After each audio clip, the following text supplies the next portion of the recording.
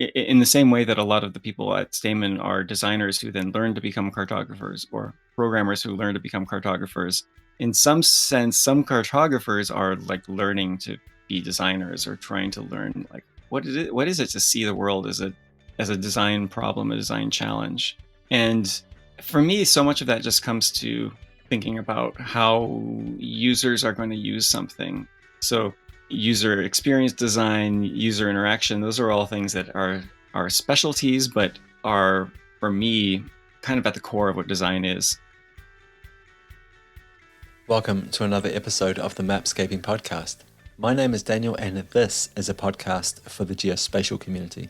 My guest on the show today is Ellen McConkey. Ellen is a lead cartographer at Stamen Design, and today on the podcast we're talking about something called full stack cartography. We cover a lot of ground in this episode. We start off talking about base maps, defining what a base map is, what it isn't. We move on to vector tiles. How do you make efficient vector tiles? And towards the end, Ellen shares some really interesting insights about what the future of cartography might look like and some of the challenges we're facing. But before we get there, I want to tell you about an experiment that I'm running with a company called OpenCage Data. So OpenCage Data is run by a friend of mine. They do geocoding, and together we're running a marketing experiment. But instead of me talking about OpenCage, what they've done is they've brought slots on this podcast. They've brought promotional slots on this podcast, like the one that you're listening to now, and given it away to OpenStreetMap projects. And so one of the winners of one of these slots is healthsites.io. So let me tell you a little bit about this project, because I think it's worth knowing about. Healthsites.io is a global health sites mapping project building an open data commons of health facility data within OpenStreetMap. So this is an open data collaboration. They collaborate with users, trusted partners, and OpenStreetMap to capture and validate locations and contact details for every health facility and make this data freely available under the open data license, with the whole goal of creating an online map of every health facility in the world and make the details of each location easily accessible. So again, this is healthsites.io. There'll be a link to this in the show notes of this episode. I hope you take the time to check it out. It looks like an amazing project. Hi, Ellen. Welcome to the podcast. Thanks very much for taking the time to talk with me. I've been a huge admirer of the company that you work for, Stamen Design, for some time now. I know that you're a lead cartographer there, but before we get into the conversation today, maybe you could just introduce yourself. Who are you? Like, how did you get involved in cartography? Sure, yeah. Thank you for having me on this podcast. It's always something I'm excited to talk about. Yeah, so I came to cartography. It's something for a long time, I didn't know actually was a real job that people had. I just grew up loving maps and always being interested in maps, and most of my family loved maps as well. But I took a circuitous route where I was a computer programmer for a little bit, tried to work in illustration for a little bit, and eventually thought, maybe I should find a way to see if there's maps that I could do for work. And I started taking some GIS courses in graduate school. And I was studying, in particular, my research was looking at crowdsourced map making. So this was the middle of the 2000s when OpenStreetMap really came onto the scene. And so I was writing a master's dissertation about how do people create maps when they have to collaborate with each other? How do they collect data as non-professionals? And it was through that I learned about Stamen, that was making a lot of maps working with OpenStreetMap, and managed to meet some people who worked at Stamen at some OpenStreetMap conferences and got a job there. So I've been at Stamen now for 9 years, working on all kinds of mapping projects and data visualization projects as well. Only maybe half of the things we do at Stamen Design have maps in them. There are some that are just pure non-spatial data visualization, but I tend to work with the maps. Just out of curiosity, so when you talk about design, like projects or data visualization projects that are not necessarily involving geospatial data, what is the main difference? Like, there must be some sort of general rules, I guess, when it comes to visualizing data, because I think that's what I think about when I think about cartography. There must be a lot of crossover between those two things, or is it a completely different mindset in terms of working on projects? There is a lot of crossover. There's just certainly, knowing how the eye perceives colors and shapes and what it can distinguish, what it can't distinguish, how you aggregate data for a choropleth map. There's a lot of the same concepts, how you might put it into a bar chart that's not a map. But there are, I think, some of the really big differences is that a data visualization that's not spatial, as the creator of that visualization, you have complete choice over where things end up on the page or the screen. The shape is completely up for grabs. But if you're making a map that has data in it or data on it, you only can go so far in distorting the map before it no longer becomes a map. And you are really relying on your map readers' knowledge about where things are in the world. They will know something about the states or the provinces or countries or cities that are on your map, and they'll be bringing some of their own knowledge to it. Where someone who's looking at a bar chart or other kinds of data viz, they might not have any preconceived notions about any of the information. So that's why it's more of a blank slate. Is it somehow nicer working with those constraints? Like, oh, okay, I don't have to make a decision here about where the lake is. That the lake is where the lake is. The forest is where the forest is, kind of thing, as opposed to that blank slate that you were talking about before. It's nice, yeah. It's a little bit of both. You have some blank slate, but you have some constraints. It's not like the other end of that spectrum would be something more like scientific visualization. Like if I have to illustrate the inside of a human heart or something where maybe all dimensions are fixed and you can't really overlay too many things on top of it. Cartography is in between those two extremes. So some of it is constraints, and some of it you have really a lot of flexibility over color and the symbols that go on the map. You mentioned earlier on that you used to work as a computer programmer, so a software developer, and now you're over in the more sort of design end of the spectrum. And I really want to dive into this concept that you've actually introduced me to, this idea of full stack cartography in this episode. But we need a little bit of background, we need a little bit of context before we get there. And I want to start with the idea of a base map. When I say base map to you, what is a base map and what is it for? A base map is often what you see on a web page that you're familiar with, maybe a reference map. It's similar to an offline mapping world, a reference map that might be a road map or a navigation map. You don't necessarily know what its purpose is going to be for. It has to be a map that can work for a lot of situations. The person who makes it doesn't know what the end user is going to be using it for. So when we're on the web, the base map is sort of the background map. It is usually the reference information can be roads, certainly boundaries and other kind of generic points of interest that we then might overlay information on top of. So you might put choropleth shapes on top of, or you might put, if you are something like Google and someone is searching for a restaurant, you might put markers on top of it, on top of what's the base map. The base map itself is sort of pre-generated that background context. A lot of the reason why we have to do it that way on the web is that it is complicated and requires a lot of data, a lot of computer processing to make that base map for the whole world that you can zoom in on and zoom in and out of. So this distinction of what is the base map and what is the overlays on top of it is really driven by the fact that a base map is difficult to do on the fly. Some of that has been changing over the years, but certainly this distinction of what a base map is comes back to those early days of Google Maps and OpenStreetMap in the around 2005 and onward, where you had a map that was really hard to make a map of the whole world that is snappy and you can zoom in and out of. So you'd have that one base map, and then maybe later you could develop different types of base maps, have a few more options. And that's a little bit more the world that we're at now, where base maps can be lots of things and you can have more than one base map. I've been working as a GIS specialist for some time now, and I remember the bad old days when we had to maintain base maps ourselves. So the organization that I was working for at the time had their own base map. So we were constantly aggregating data and, weaving changes into the system and updating this base map. And to be frank, it was awful. It was terrible. It's so much nicer now just being able to drag and drop, one of these sort of standard base maps in and then sort of build on project on top of that. Yeah, and I think the fact that people assume now they expect a base map to be global, which is a big ask. It needs to be something that you can zoom in on some random city in some part of the world and have a street map of it with all the names and all the roads, even though the map maker who created it probably didn't check the data for that area and didn't actually, look at this particular label placement. You need to be able to create something that anyone can zoom in on anywhere. Okay, so global base maps are difficult, and I totally understand that. When you talk about, and I think you raise a really interesting point that the map maker has probably never zoomed into every possible location on that map and checked to see if the decisions they have made along the way work there, right? So there's got to be some sort of scalability to the decisions, to the design decisions, the way of thinking that applies at these sort of at multiple spatial resolutions. That's got to be a tough problem to solve. Yeah, for sure. And really, when we're designing maps, and this gets to that distinction we talked about a little bit, that it is a design task, but it is also designed through creating rules, creating code, really, literally, that is transforming data into the map.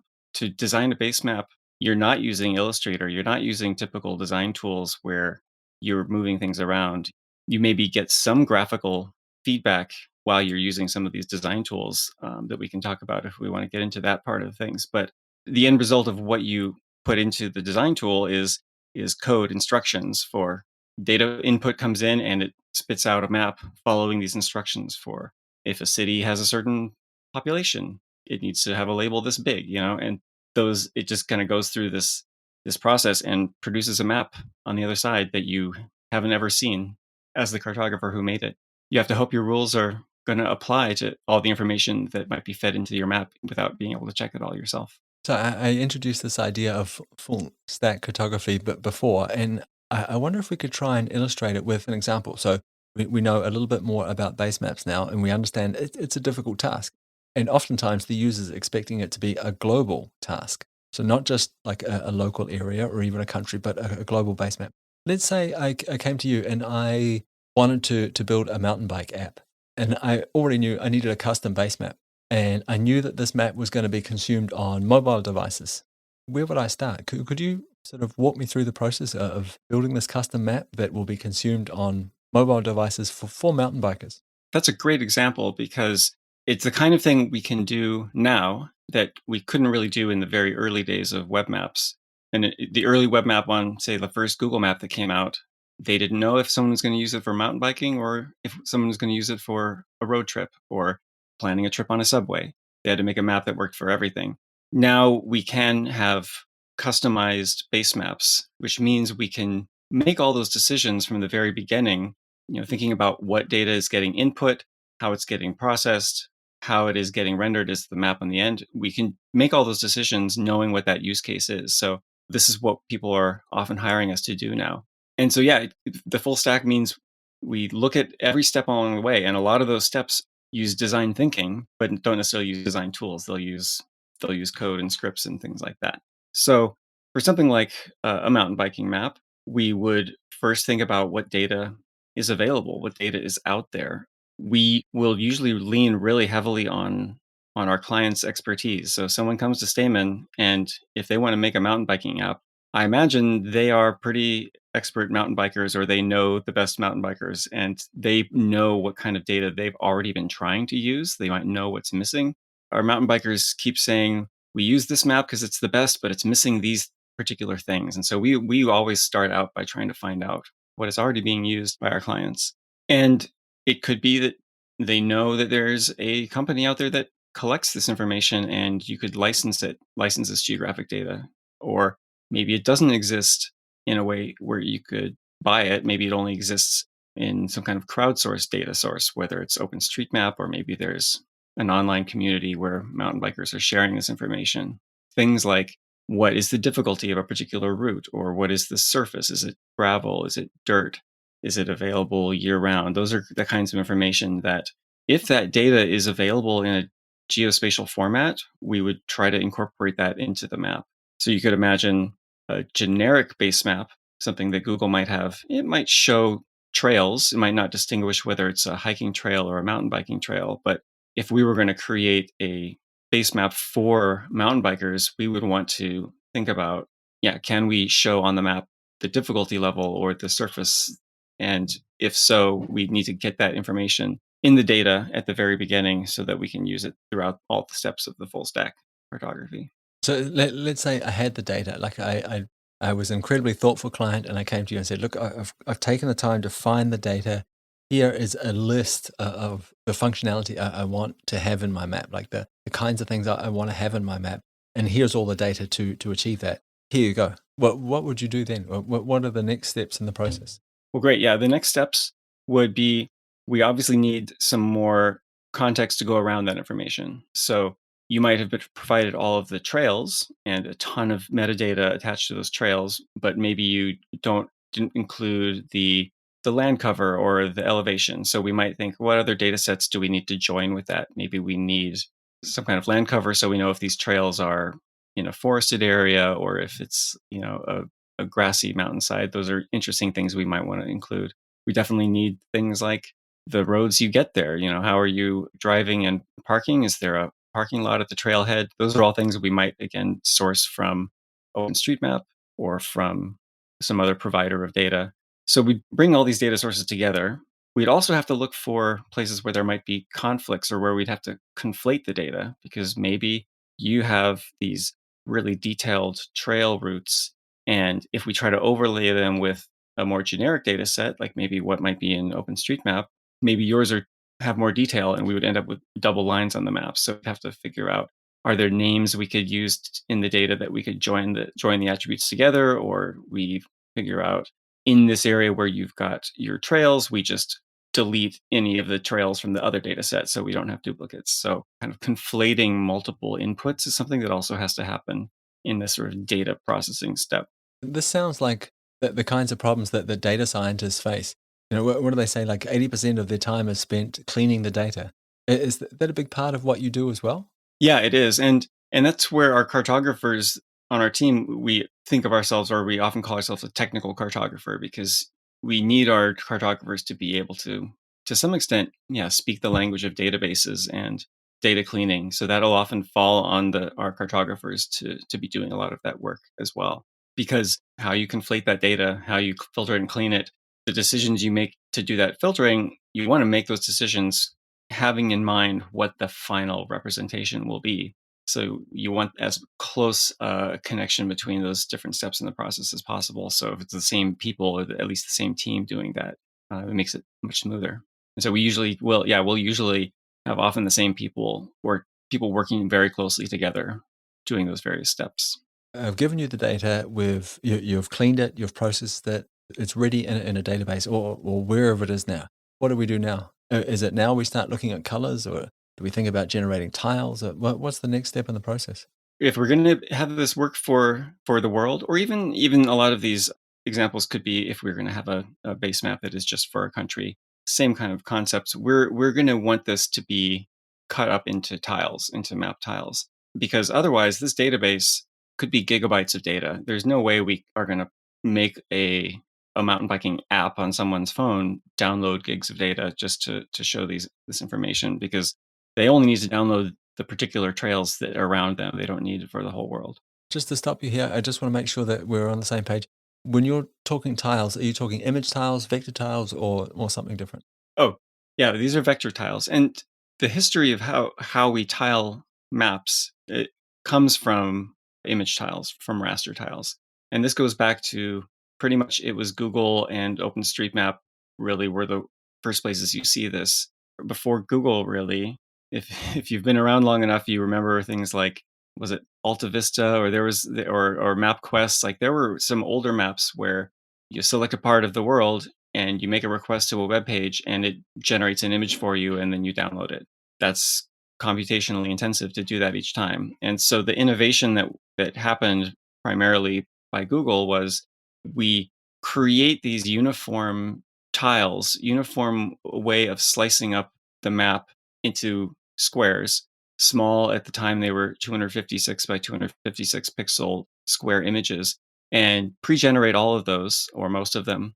And then when the web page requests a map of any arbitrary extent, you just grab the relevant tiles. So the innovation that Google really had to make it easier and quicker to download a raster image of any arbitrary part of the world, they had pre-generated a lot of the world or all of the world in these map tiles, as which are a standard 256 by 256 square image. And then when a user on a web page requests part of the world, they would just stitch together the relevant tiles into that image. And then if you wanted to pan left or right, it would just grab a few more of those tiles and add them on there, then move the image to the side. So it was much faster to pan around and generate maps because they were pre-generated. Those were all images, but that same tiling scheme is still relevant today, but most maps tile up the data in chunks of the same size. So the data tiles, these are vector tiles, will contain the information for the attributes of any shapes that are within that tile and the geometries of those shapes. But then it's the client side that has the responsibility of applying colors and making that into something that is visually interpreted as a map. So it's the same tiling scheme. There's a different set of tiles for every zoom level as well, but they're all pretty much pre-generated, or they are easy enough to be generated on the fly and stitched together and downloaded to the client for just the area that you need at just the zoom level you need. Thank you very much for that. I really appreciate it. I think that was a great sort of overview of how we got to vector tiles. Going back to our data now, it's on a database. What's your preferred method of making those vector tiles? Like if you could choose the stack to create them and host them on, what would it be? Well, there's a few different ways. Primarily, we really rely on the tools that Mapbox has created and continues to support, which means it's an open source set of tools for tiling the data and for serving them. And if we don't really need that many customizations, we could also just have Mapbox host them themselves, and you just pay Mapbox for the amount of traffic and the amount of data that you have up there. So for clients that only need a little bit of customization, often we will set them up with a Mapbox account. We will help them upload the data. Mapbox can tile it, or we can tile it first and then just have Mapbox serve it. That's what we use for a lot of our smaller clients.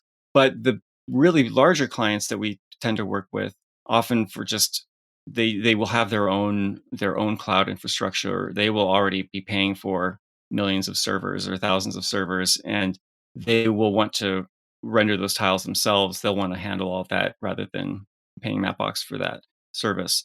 So then it becomes pretty much custom based on what kind of infrastructure they already have. But yeah, it's usually a mix of different open source tools, things that were either developed by Mapbox or that Mapbox open sourced, and then different parts of the open source community has built tools around those.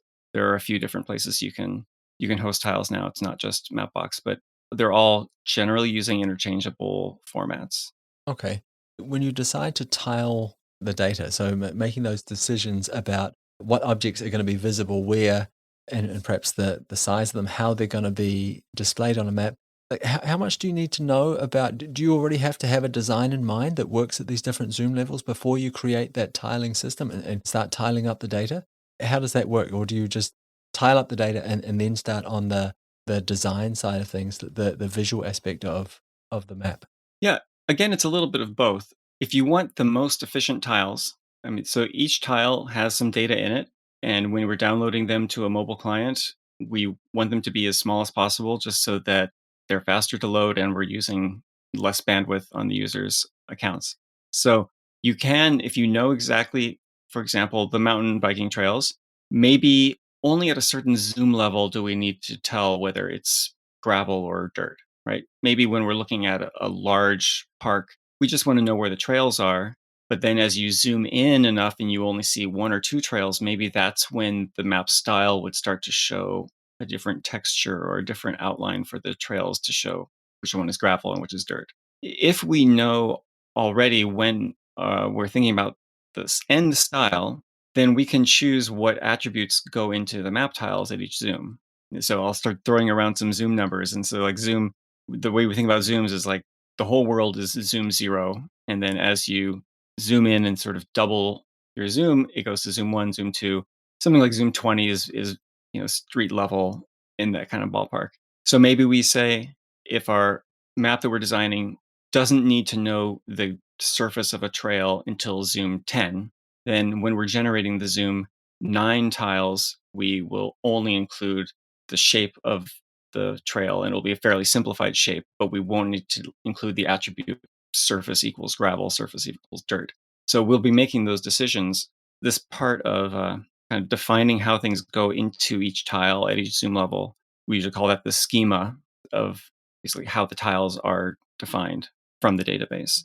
And yeah, for the best efficiency, you'll want to know how the style will look when you're making those decisions. And usually it's a back and forth through the process of developing a map. We might have some ideas first.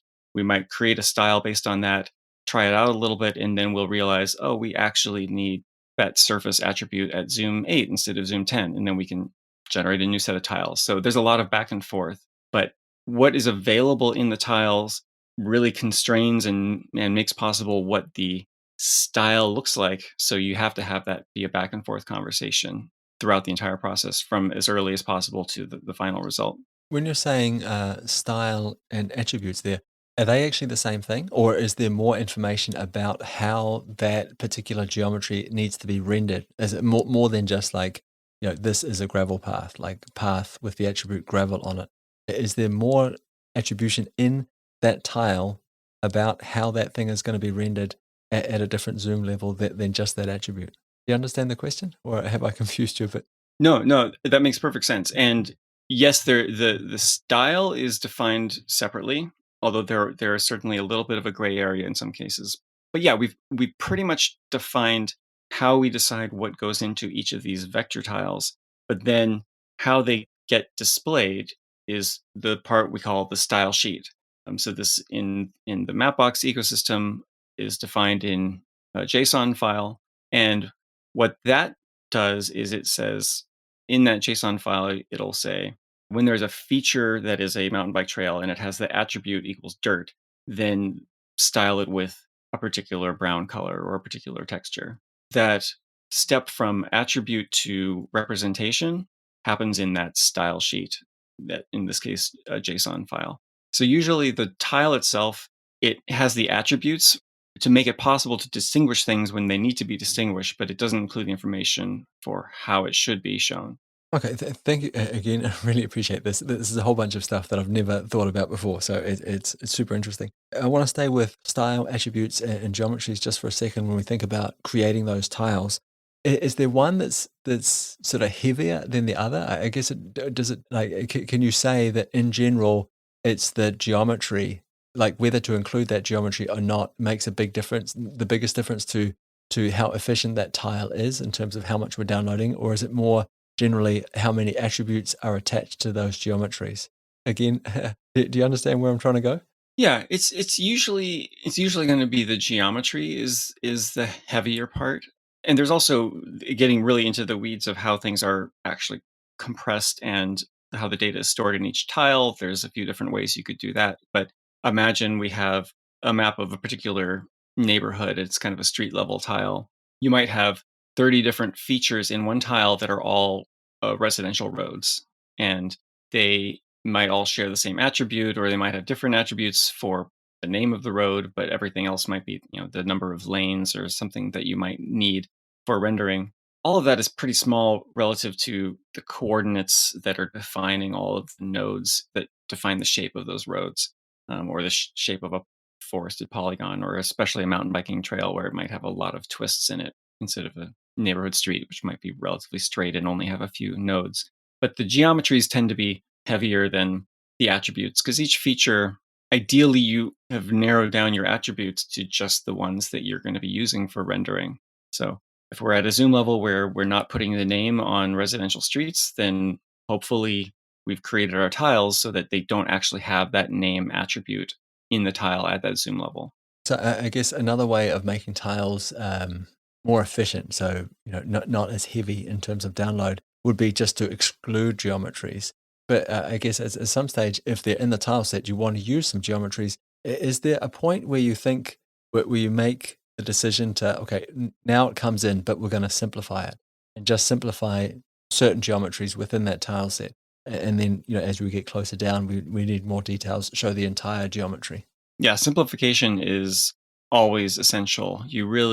There's really no reason to be putting in more detail at a zoom level than you could show on a screen realistically. So pretty much when the tiles are generated for a particular zoom, there's always some simplification that is applied to them so that they are not over detailed.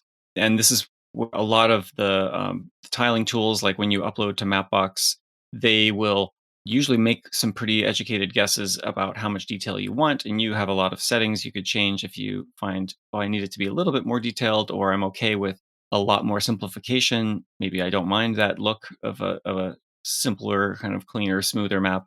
You can adjust all those things, but some standard simplification based on the zoom level, based on your expected, like really how many pixels on the screen will you be able to distinguish these little jogs in the shape of a mountain biking trail. You really don't need to include that if you'll never see it at that zoom. So there's always simplification that is happening. Okay, so let's pretend for a second that I understand what you know about tiles, and okay, we've made our tiles. That problem is solved. We've made our decisions there in terms of what should be in each tile and how it should be presented at different zoom levels.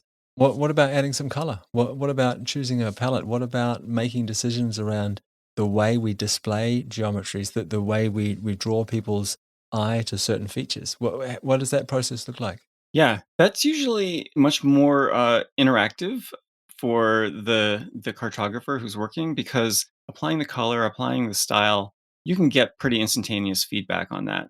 All these earlier steps we've been talking about, generating the tiles, we can do what we can to make those quicker, but often it'll be something like, oh, I need to change the zoom level that this attribute comes in.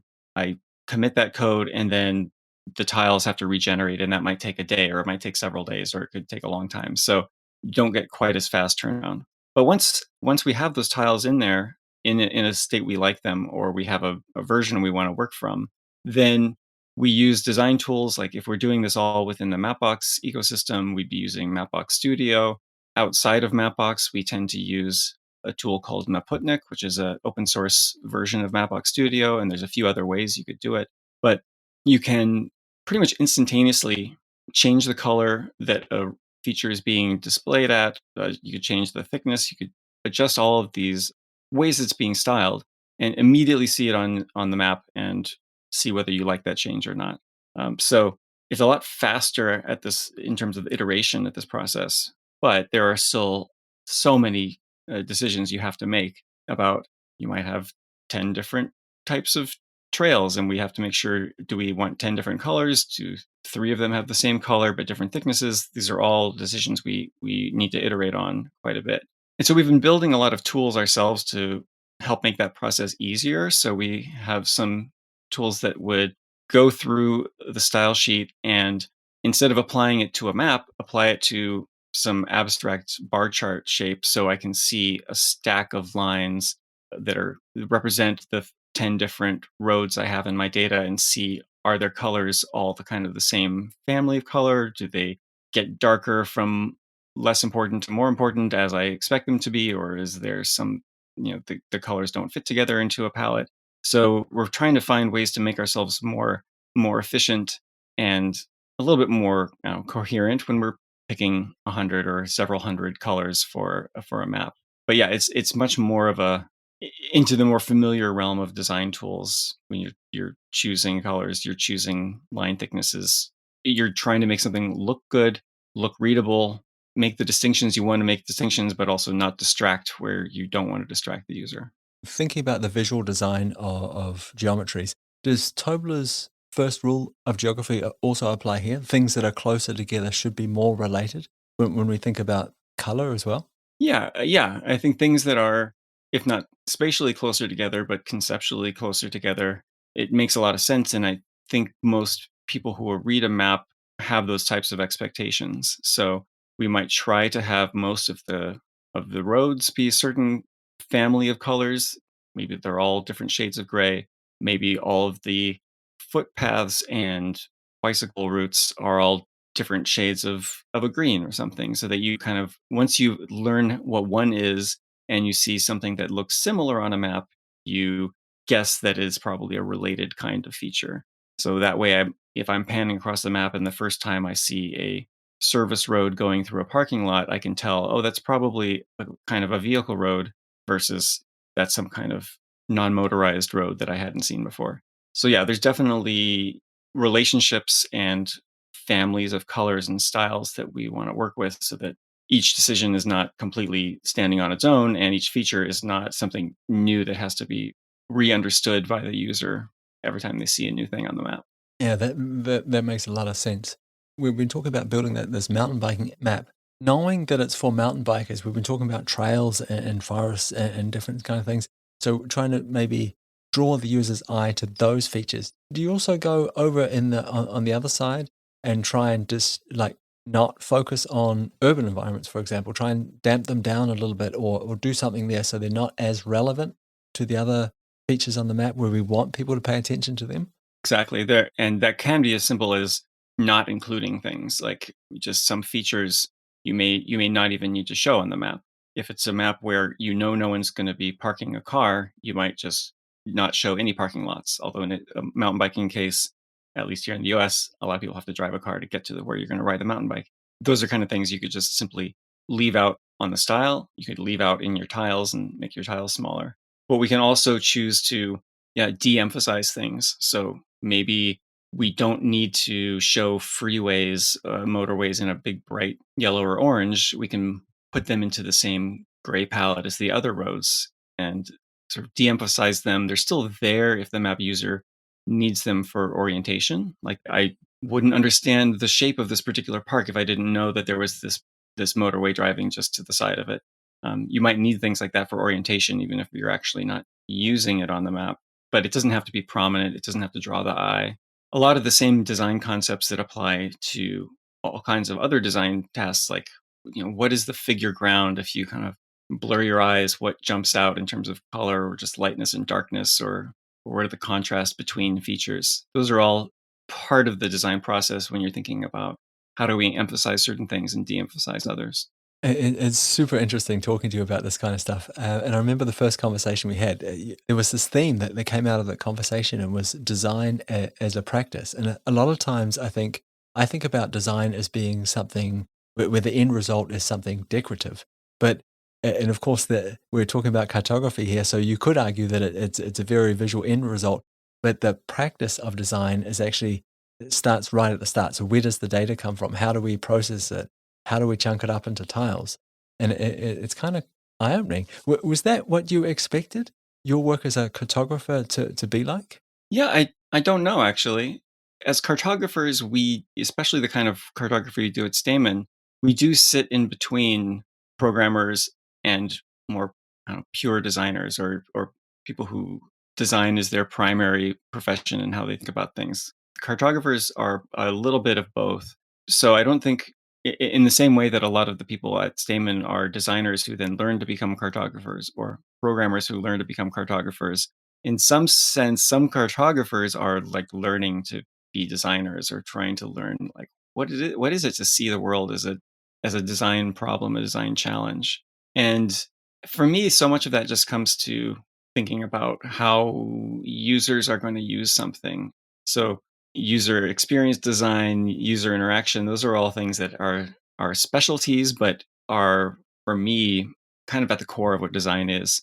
So all of those steps we talked about through this full stack, like when you're choosing how to store things in a database, you're looking at questions of what is the efficiency of, how much is this server going to cost us, those kind of things. But when the overall picture is how are our users going to use this map, and what is going to make it most beautiful, but also useful for them, you can think about that even when you're deciding how you're going to store something in a database, because the ripple effect of what you do there will make things easier or harder when you get to the kind of visual design part. Do you enjoy like working within these kinds of constraints? So yeah, making something that's beautiful, making something that's useful to the end user, to the consumers of the products, but also making something that's within a budget and has this efficiency. Like, do you enjoy solving those sort of like problems within like a rather complex set of constraints? Yeah, I think because I really like how it is this really elaborate network of dependencies, the things that everything depends on everything else in the system like this. It always feels a little bit stressful trying to satisfy all of those demands, and you can never satisfy all of them. It's always balancing between different demands. But it is really interesting, and it forces you to find new solutions to things because of these really different competing constraints. So every project, even though we're working with the same data about the same world. It's not always the same data, but the same problems. The specifics of each problem, of how each map turns out, is really unique to how it's going to be used and the various other constraints on the project. So it keeps it different each time, even though it's still from a really, if you look at it from really far away, they're all still maps, and maybe a lot of people don't distinguish how different they might be. Ideally, people are not spending too much time really examining our maps. Like if we're talking about a mountain biker map, you want them to think the map is fun and cool, and you want them to be excited to use your map, your particular application, instead of using someone else's map. So you want them to sort of notice it and like it, but you don't want them spending a whole lot of time thinking like, "Oh, I really admire the way you put the style effect on this road." You don't want them to be distracted. You want them to get out there and be enjoying their ride. So cartography is also one of these design tasks where if you are successful, often it will go somewhat unnoticed, and that can be great, and that can be a mark of it's working well if you're not getting people complaining about it or noticing it. If it just is seamlessly helping them do the thing they want to do, then that's often a really good map. It's interesting. I remember hiring a wedding venue when my wife and I we were going to get married, and the person we were working with, she told us, what about service? What kind of level of service have you were you thinking about, in terms of people helping us, bringing food, that kind of thing?" And we had no clue. And one of the points she raised was that service is this invisible thing. Like good service just sort of happens around you. It's not in the way. It's not a distraction. It's just, you don't notice it, kind of thing. And it sounds like that's what you're getting at when you think about good design, good map design. You mentioned earlier on that you've been working for Stamen Design for about 9 years now. Knowing what you know now, you know what I mean? Like having been through this process again and again and again, working with different clients, what would you tell your younger self when you started 9 years ago? If you could go back in time, what would you say to yourself? That's a really interesting question. I think the way we do this work has changed a lot in a very technical level. Like the tools that we used 9 years ago, we don't use that much anymore. There's been really interesting turnover in terms of the things that are available to do.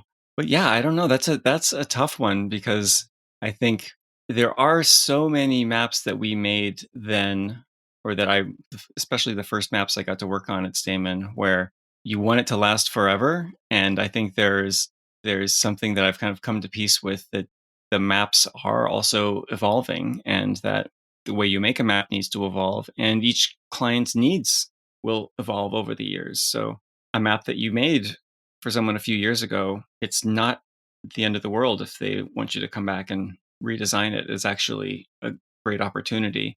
And some of the maps that we made, that I remember making in the early years. And I came into Stamen a couple years after some of our most famous maps were made. So like the watercolor map that so many people love, that I love, that was made just a couple years before I started. It still works in it's the code is getting very old, and a lot of it won't last forever. But the fact that some of those maps are still around is sort of magical. But it's also, we're just lucky that they are. That some of the other maps from those of that time are just gone, and you just never can quite see them or experience them in the same way, and that's okay. The mapping moves on.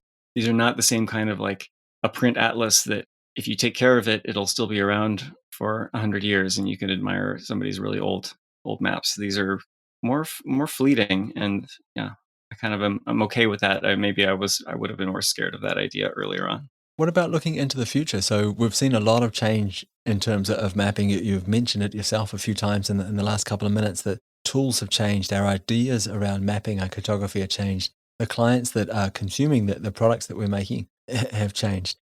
During your career, what do you think have been the most sort of exciting steps that you've seen? Has it been something like, I don't know, the possibilities that showed up when we got vector tiles, or perhaps 3D visualizations? Has there been anything that's really stood out for you as like a kind of a step change in terms of cartography and this kind of mapping at scale? For sure, the jump to vector tiles was huge. There are some things that you simply can't do with vector tiles. For example, you could never really, we've thought about it, but there's really no way to recreate the watercolor map in the vector tile paradigm. It's just so much of that is really unique to the way raster tiles worked.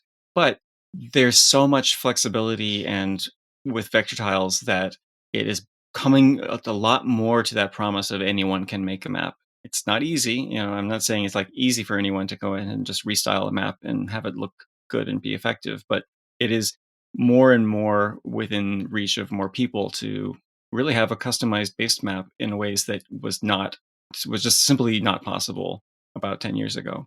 So yeah, the vector tiles has really been a big change as I've experienced it in our work recently. The things that are on the horizon, yeah, this move to 3D and to especially smaller scales of detail, like indoor maps, better 3D models of buildings, that's been kind of promised, has been on the horizon for a while. And I think we're finally getting to that point where 3D maps are starting to become a lot more common, and indoor maps for some of the bigger players like Google are, you're starting to see them like a lot of major buildings now. You can have an indoor map as part of it. That's just going to be exploding even more as we have more kind of data collection from mobile devices that have lidar built into them, and just more street view and more kind of easy to collect 3D data that anyone can collect and share. That's all happening really right on the horizon, and I don't really know how that's going to integrate with global zoom down to street level maps that we've kind of gotten used to. Like that jump from being able to go from a global map down to street level and then into a building is going to be really interesting to see how we make that happen.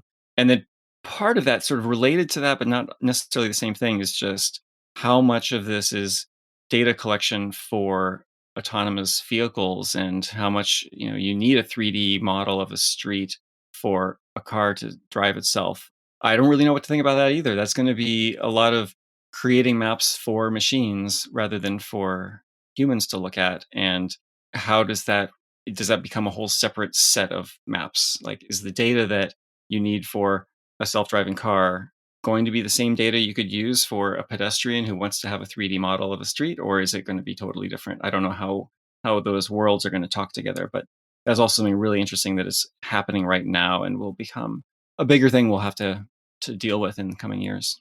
Yeah, that is really interesting how much overlap there will be between those two things, between what the humans need and what the machines need. Yeah, that'll be interesting to see how that plays out. You talked about customized maps before, so that I think you said something like the promise of the customized map, that very soon we'll all be able to have customized maps. I'd like to try and take this thought a step further and say, what about a personalized map? So not just a custom to my organization, but a personalized map. And in the way I see the internet, for example, the internet is personalized. So as I interact online, my experience is personal. It's not the same as what you get. It's based on my previous, likes, dislikes, the things I spend time with, the way I have interacted with digital objects in the past, and it's a personalized experience I get.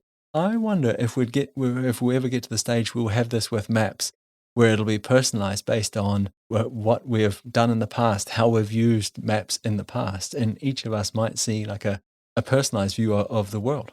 Yeah, I think that's coming. I think well, in a sense, it's happening, that Google has been incorporating this idea into their maps for the last few years, where the POIs, the points of interest you see when you search for a restaurant, might be biased towards the types of restaurants that they think you've gone to in the past or that you might be interested in.